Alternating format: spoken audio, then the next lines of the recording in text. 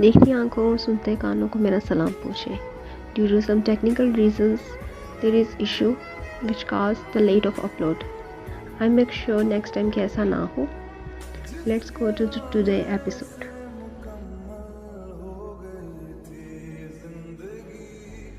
मैं जानती हूँ जो कुछ मैंने किया वो गलत है, गुनाह है और हर गुनाह का कफारा अदा करना पड़ता है और मैं तो शायद इस गुनाह की सज़ा काट रही हूँ। मगर मेरे बाद मेरी मासूम बहन के हिस्से में ये कफारे ना आए। मेरी गुजारिश है कि आप इसको अपने अक़द में ले लें। वो मासूम है, उसे दुनिया का कुछ इल्म नहीं है।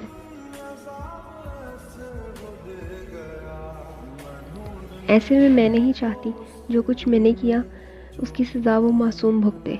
हादिया रोती हुई बोली, इतना एहसास हो रहा है, ये एहसास तब क्यों ना हुआ जब ये कदम उठाया था।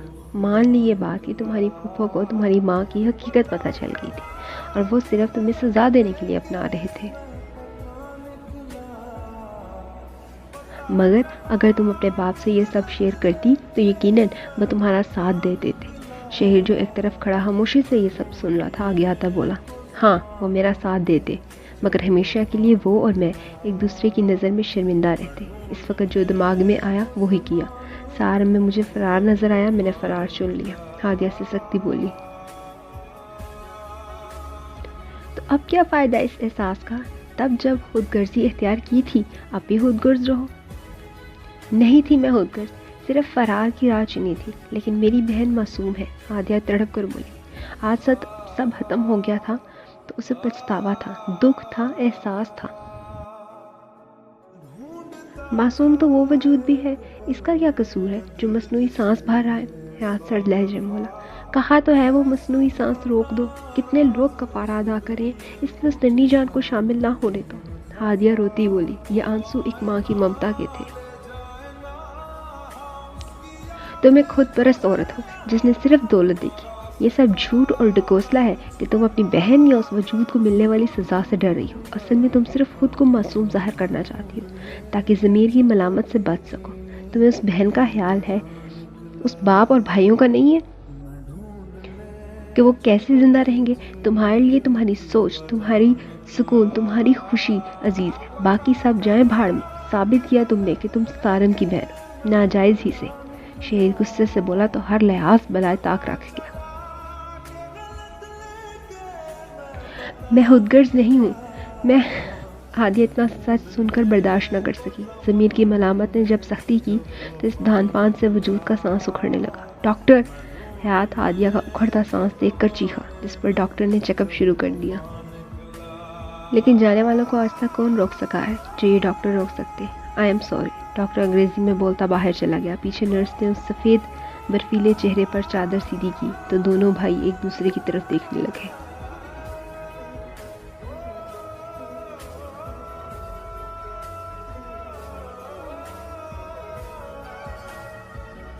मुझे समझ नहीं आई तेरी बात, कहना क्या चाहता है। शेर हयात की तरफ मतवज्जा हुआ।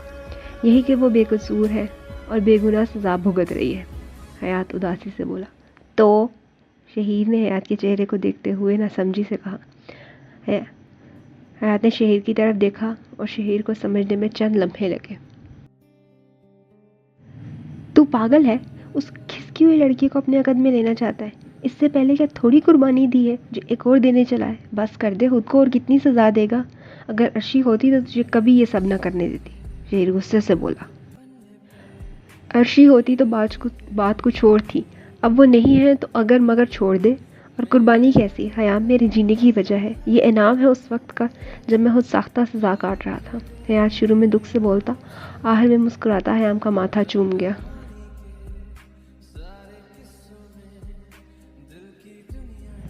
तू पागल है, जानता भी है किस आजमाइश को गले लगा रहा है। वो पागल है लड़की। शहीर भड़क कर बोला, वो पागल, मैं पागल, दोनों पागल इकट्ठे हो जाएंगे, तुझे क्या तकलीफ है। हयात बेफिक्री से बोला, सच सच बता, दिल आ गया ना तेरा इस लड़की पर, वरना तो कभी ना मानता। शहीर हयात की चमकती आंखें देखकर बोला,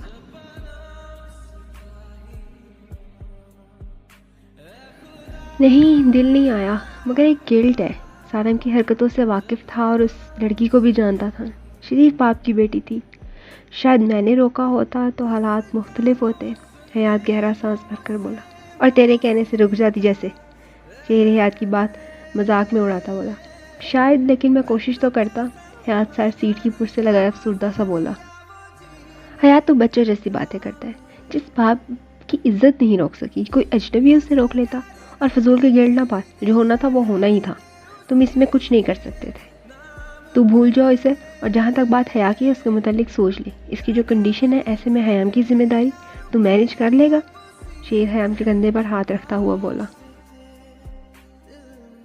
6 माह से बच्चा पाल रहा हूँ, वो भी तन्हा। अभी भी शक है? हयाम आबरू अचका कर बोला। बेटा, बच्चा पालने में और एक पागल इंसान को संभालने में बहुत फ़र्क है। तू सोच ले अच्छी तरह।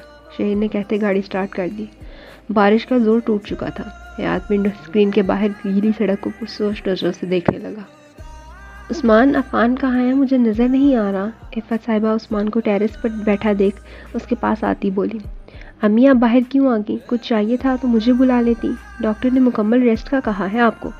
उस्मान माँ को सर्दी में खड़ा देख फ़ौरन कंधों से थामे अंदर ले आया। मैं थक गई हूँ रेस्ट करते करते। तुम बताओ अफान कहाँ है? इफ़त साहिबा की तबीयत अब काफ़ी बेहतर थी।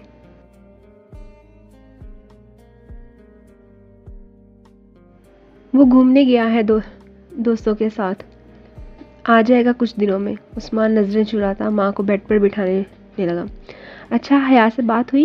इफ़त साहिबा खिड़की से झांकते चांद को देखकर बोली।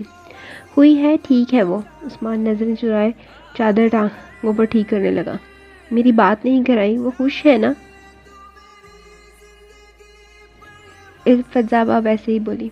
हाँ, वो खुश है, आप फिक्र ना करें, मैं आपके लिए सूप लाता हूँ। उस्मान कमरे से बाहर आते अपनी आंखें साफ करने लगा। उस्मान की भी वो छोटी सी गुड़िया ही थी जिसको वह कंधों पर बिठाकर बाजार ले जाता था। आज वो जिस हालत में और अजियत में थी वो ना अपनी माँ को बता सकता था और ना ही बहन से मिलने जा सकता था। एक गहरा सांस लेकर जिस बात पर काबू पाते वो किचन की तरफ चल दिया। रात के 2 बज रहे थे और हयात का साउंड प्रूफ कमरा हयाम के रोने से गूंज रहा था। अस्पताल से वापसी तक वो सुकून से सोया रहा, मगर फिर किचन कुछ बेचैन हो गया। अब वो बेचैनी रो रो कर जाहिर कर रहा था। बच्चा, बस करो मेरी जान, क्यों गला फाड़ रहे हो? हयात हयाम को गोद में लिए चक्कर काट रहा था, जिस पर हयात मजीद जोर शोर से रो दिया। इतने में कमरे का दरवाज़ा खोले शहीर अंदर आया। हाथ में फीडर था। तू सोच ले, अब भी वक्त है। ये ना हो एक साथ 2-2 स्पीकर संभालने पड़े। शहीर फीडर हयात को देता बोला। तो अपने अंदाजे अपने पास रख और हयाम को पकड़, मैं वजू करके आया। हयात फीडर एक तरफ रखता हयाम को शहीर के हवाले किए खुद वॉशरूम चल गया। हयाम कुछ पल खामोश होता, एक निगाह शहीर के चेहरे पर टिकाता, मजीद जोर से रो दिया। बस बस शहजादे रोते नहीं है, लो आ गए बाबा। शहीर बहलाता हयात को आता देखकर हयाम को भी झुलाने लगा। हयात ने अलमारी से टोपी निकाले और जायनमाज बिछाए शहीर को इशारा किया तो शहीर हयाम को संभाले फ्लोर कुशन पर बैठ गया। तो हयात ने ऊंची आवाज़ में सूरत रहमान की तलावत शुरू कर दी। थोड़ी ही देर में हयाम पुरसुकून हो गया तो शहीर ने फीडर हयाम के मुंह से लगा दिया। हयात की पुरसोज आवाज़ कमरे में गूंज रही थी।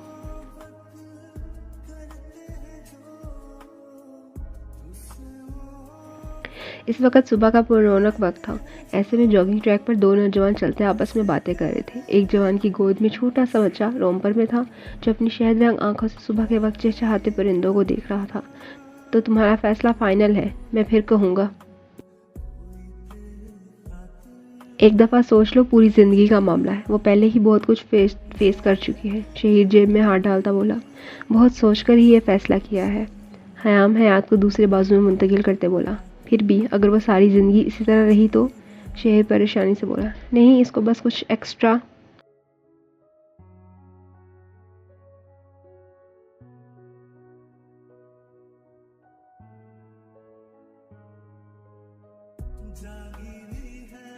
अटेंशन की ज़रूरत है, वो ठीक हो जाएगी। हयात पर सोच सा बोला। चेहरे पर सोच की लहरें थी मगर आंखें अलग दास्तां बयां कर रही थी। हयात, साफ साफ बोलो, क्या बात है? तुम्हारा चेहरा ना लफ्ज़ों का साथ दे रहा है ना आंखें। अंदर की बात बताओ। शहीर एक बेंच पर इशारा करता उस पर बैठा बोला। सच कहा है, माँ बाप से फिर भी झूठ बोला जा सकता है। दोस्त व भाई तो खुली किताब की तरह पढ़ लेता है। हयात मुस्कुराता बैठता बोला। फजूल फिलॉसफी ना झाड़, बात बता। शहीर हयात को घूर कर बोला, जो हयाम को गोद में सही करके बिठा रहा था। शहर में थक गया हूँ भागते भागते। 4 साल से भाग रहा हूँ, अब रुकना चाहता हूँ, ठहरना चाहता हूँ। 4 साल हो गए हैं इस सबको। इस सोच के साथ कि शायद कभी अर्शी सामने आ जाए, मगर अब मैं थक गया हूँ। हयाम को संभालते मेरे वो सारे जज्बात जो अर्शी की मौत के बाद मुर्दा हो गए थे जिंदा हो गए। हयात की वजह से ज़िंदगी जीने की ख्वाहिश पैदा हो गई है। मैं हयात को मुकम्मल फैमिली देना चाहता हूँ, प्रॉपर घर। हयात की आंखें ही नहीं, लहजा भी नम था। आज वो खुले जख्म जिनमें पीप पड़ने से नासूर बनकर ज़िंदगी निगलने लगे थे। लेकिन हयात, इस सब के लिए कोई नॉर्मल लड़की भी हो सकती है, वही क्यों? शेर बोला। उसकी परेशानी बजा थी। वो लड़की खुद को संभालेगी या हयाम को?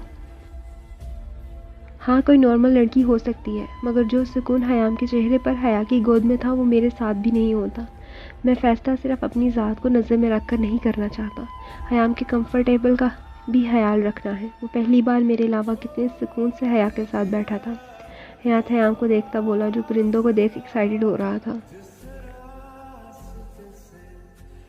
अगर तुम फैसला ले चुके हो तो मैं तुम्हारे लिए दुआ कर सकता हूँ। मुतमईन मैं अब भी नहीं हूँ, बाकी तुम बेहतर जानते हो। शेर के लहजे में फ़िक्र बोल रहा था, जिसे महसूस किया हयात मुस्कुरा दिया। तुम फिक्र ना करो, मैंने कुछ सोच कर ही फैसला किया है। हयात शेर का कंधा थपथपा कर बोला। घर वालों को कैसे मनाओगे, ये तो तुम भी जानते हो, मुखालफत बहुत शदीद होगी। शेर गहरा सांस भरकर बोला, परवाह नहीं, जो राज़ी है सो बिस्मिल्लाह, जो राज़ी नहीं वो ना हो। मैं अर्शी की दफ़ा सब बर्दाश्त कर गया था, इस बार कोई रिस्क नहीं लेना चाहता।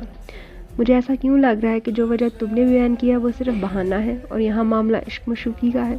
शेर हयात के चेहरे की सर्दी देख बात घुमाने की खातिर शरीर हुआ।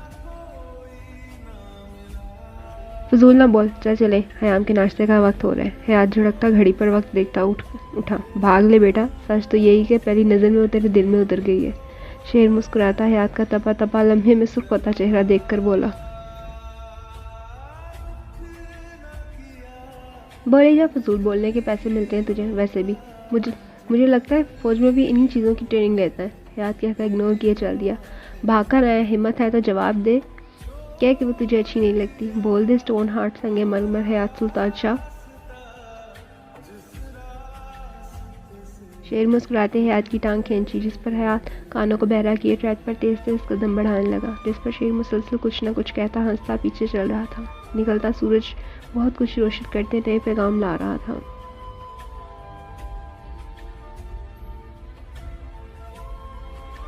अफान, उस्मान का फ़ोन था, बता रहा था तुम्हारे प्रोफेसर ने कॉल की है, तुम्हारे स्टडी का बहुत लॉस हो रहा है। अतः कमरे में दाखिल होता बोला। अफान हया की सोती हुई शक्ल देख रहा था। हया होश में आते ही चीखना शुरू कर देती, इसलिए डॉक्टर ज़्यादातर ऐसे बेहोशी रखते। जब तक हयाम करीब रहता वो ठहरी रहती, जैसे ही वो चला जाता उसे संभालना मुश्किल हो जाता। उसकी दिल दहला देने वाली चीखों से पूरा अस्पताल सर पर उठा लेती। जी, मुझे टीचर की कॉल आई थी, मैं सेमेस्टर फ्रीज करवाने की एप्लीकेशन दे दी है। अफान आंखें दबाता बोला। तुम पागल हो, पता है कितना लॉस होगा और तुम्हारी सारी मेहनत ज़ाया हो जाएगी। अतर गुस्से से बोला। मेहनत ज़ाया होगी, बहन को तो कुछ नहीं होगा ना? अफान अफसुर्दा सा बोला, जिस पर अतर गहरा सांस भर गया। अफान के सामने वाले सोफे पर बैठ गया। अफान, हया ठीक हो जाएगी, इसके लिए यहाँ डॉक्टर की टीम है। तुम्हारा साल ज़ाया हो गया तो वापस नहीं आएगा। अतर अफान के कंधे पर हाथ रख कर बोला। भाई, मैं जानता हूँ डॉक्टर की बेस्ट टीम हया के इर्द गिर्द है, मगर मैं इसे अब अपनी आंखों से दूर नहीं करना चाहता। एक बार किया था पहले भी। मजीद का हौसला नहीं, अफान दुख से बोला, जिस पर अतर खामोश हो गया। अफान का लहजा साफ बता रहा था कि वो अपने फैसले से पीछे नहीं हटेगा।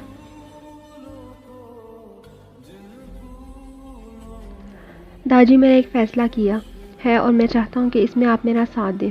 हयात नाश्ते के बाद लाउंज में सबकी मौजूदगी में हाँ जी से मुखातिब हुआ। हाँ बोलो। हाँ जी, दिल कड़ा किए। अंदर से डर था कि कहीं हयात जाने की बात ना कर दे। मैं शादी करना चाहता हूँ, लड़की मैंने ढूंढ ली है। हयात की कहते ही पूरे हॉल में सन्नाटा छा गया। भाई, शादी आपकी? कौन है? हम जानते हैं, कहाँ से है, क्या करती है? कुछ देर बाद मुख्तलिफ लोगों की ज़ुबान से मिले जुले अल्फाज बरामद हुए, जबकि हाँ जी और फूफो हम खामोश हो गए। बहुत अच्छे पुत्र, तुमने इस दिन मेरी बेटियों के मुतालिक जो कुछ कहा उसके बाद तुम्हें लगता है अब्बा जी तुम्हारा साथ देंगे? फूफो की आवाज़ ने कमरे को खामोश कर दिया।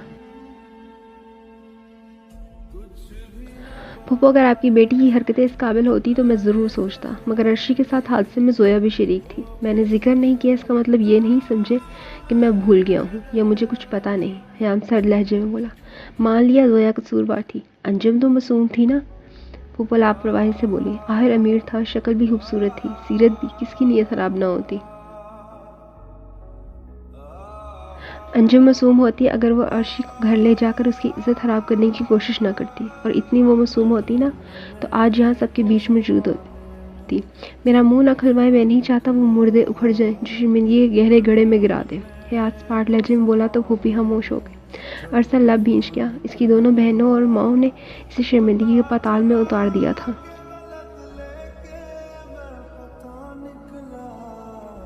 ये तो सानिया ताया, चाचा और दाजी का एहसान था जिन्होंने दिल को शादा कर लिए। दाजी आप रिश्ता ले जाने के लिए तैयार हैं? इस पर शहीद बोला। दाजी जो इस वक्त से खामोश थे मुस्कुरा दिए। क्यों नहीं, कब जाना है? दाजी मुस्कुराते हुए बोले। पूछेंगे नहीं कौन है? हयात दाजी के मुस्कुराते चेहरे को देखकर बोला।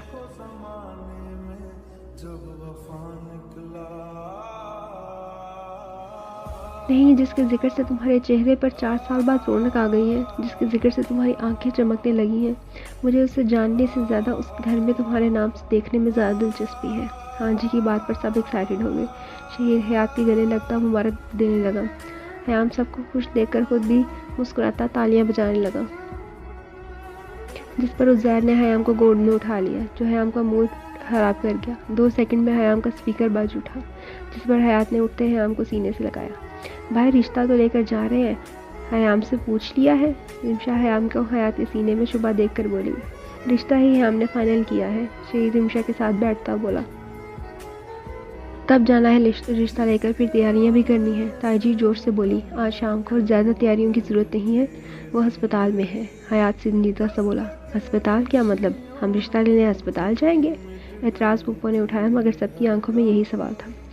जी, इसकी तबीयत कुछ ठीक नहीं है, इसलिए इस बार शहीद बोला। चलो कोई बात नहीं, ये बच्ची की आदत भी हो जाएगी। हाँ जी, हयात के चेहरे की संजीदगी को देखकर बोले। तैयारी पूरी रखो, 5 बजे निकलेंगे। हाँ जी कहते चाय के कप की तरफ मतवज्जा हो गए तो दाई चाची के साथ बैठी लिस्ट बनाने लगी। बाकी जनरेशन शहीद के सर हो गई भाभी के मुतालिक जानने में। हयात तो हयाम का बहाना किए उठकर कमरे में चला गया। हाँ तो कोई हेकड़ी कम हुई कि मजीद कुछ हिदमत चाहिए? अतर सेल में दाखिल होता बोला। जाने दो मुझे यहाँ से, अरबाज हड़कला कर बोला। चेहरा जख्मों से सूजा हुआ था। जाने देंगे, जाने देंगे, साइन कर पहले। अतर ने बोलते पेंसिल कागज़ पर रखी। नहीं, ये जुल्म मैं ना करो, मैं यहाँ से माफ़ी मांग लूँगा। अरबाज परेशानी से कागज़ देखता बोला। माफ़ी मांगने के लिए ज़िंदा रहना ज़रूरी है, मगर तुम्हारे अमाल तुम्हें कब्र में पहुँचाने वाले हैं। शहीद अंदर दाखिल होता बोला। तू यहाँ क्या कर रहा है? अतर शहीद को गुस्से से घूर कर बोला। इसको मना करके आया था अंदर आने से। डीएसपी अतर, आप मेजर शहीद को ऑर्डर नहीं दे सकते, वो भी तब जब वो अपने केस की मुजरिम से तफ्तीश कर रहे हों। शहीद सर्द लहजे में बोलता कुर्सी पर बैठ गया।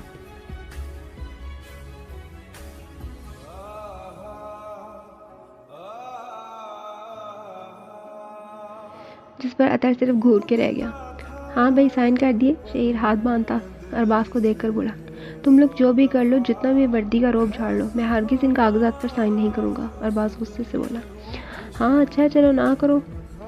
फिर वो जिस डील को तुम फाइनल कर रहे थे, अच्छे मुनाफे वाली डील थी, अफसोस कैंसिल हो गई। मगर तुम्हारी बहन तो है, क्या नाम है उसका? मुकद्दस, यही नाम है ना?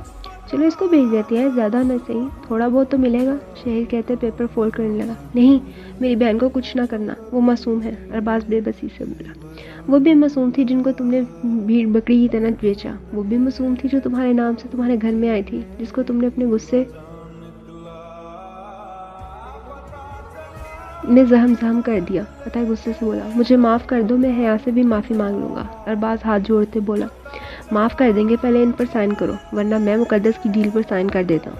आज साइन तो ज़रूर होंगे, अब मैं करूँ या तुम, फैसला तुम्हारा। शहीद ने कहते ही दूसरा कागज़ भी टेबल पर रख दिया।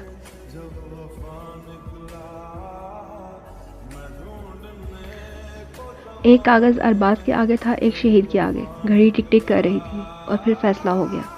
मर्द अपने अकद में आई औरत पर तो जुल्म के पहाड़ तोड़ सकता है, मगर बहन बेटी को आंच भी आए तो तड़प जाता है। इस सामने हाथ मर्द ने अपनी अना की सरबुलंदी की हाथे अपनी बहन को बचा लिया। कुछ लम्हे लगे और हया इस पाबंदी सरासर से आज़ाद हो गई, मगर अरबाज के लिए अकूबत आने का दरवाज़ा खोल गई। सवाए शर्मिंदगी और सज़ा काटने के अरबाज के पास कोई रास्ता ना था। मुबारक हो, भाभी आज़ाद हो गई। शहीद ने बाहर आते हयात को फ़ोन किया जो अस्पताल में मौजूद था। तुम्हें भी मुबारक हो, 4 माह बाद तुम्हारे यार का निकाह है। हयात मुस्कुराता हयाम को हया की गोद में मुस्कुराता देखकर बोल रहा। बहुत बहुत मुबारक हो। कहाँ है? शहीद ने पूछा। अस्पताल हूँ, आजा, हयात ने कहते फ़ोन बंद किया। नज़रें हयात के कमज़ोर खिले चेहरे पर थीं। हयाम के होने से हयात का चेहरा खिल जाता था। हयात को डॉक्टर की बातें याद आ रही थी जिसमें डॉक्टर ने पॉजिटिव साइन दिया था। उम्मीद थी वह जल्द ज़िंदगी की तरफ वापस आ जाती। हयात मुस्कुराता दादी के बुलाने पर अंदर चला गया। ये थी आज की एपिसोड। उम्मीद है आप लोगों को पसंद आई होगी। अपनी कीमती राय का इजहार ज़रूर कीजिएगा। चैनल को लाइक, शेयर और सब्सक्राइब भी कीजिएगा। नॉवल को ज़रूर पसंद कीजिएगा और जल्दी नई किस्तें पढ़ने के लिए चैनल को सब्सक्राइब करें और कमेंट्स में लाजमी लिखें नेक्स्ट, ताकि मुझे पता चलेगा कि आप कितने इंटरेस्टेड हैं।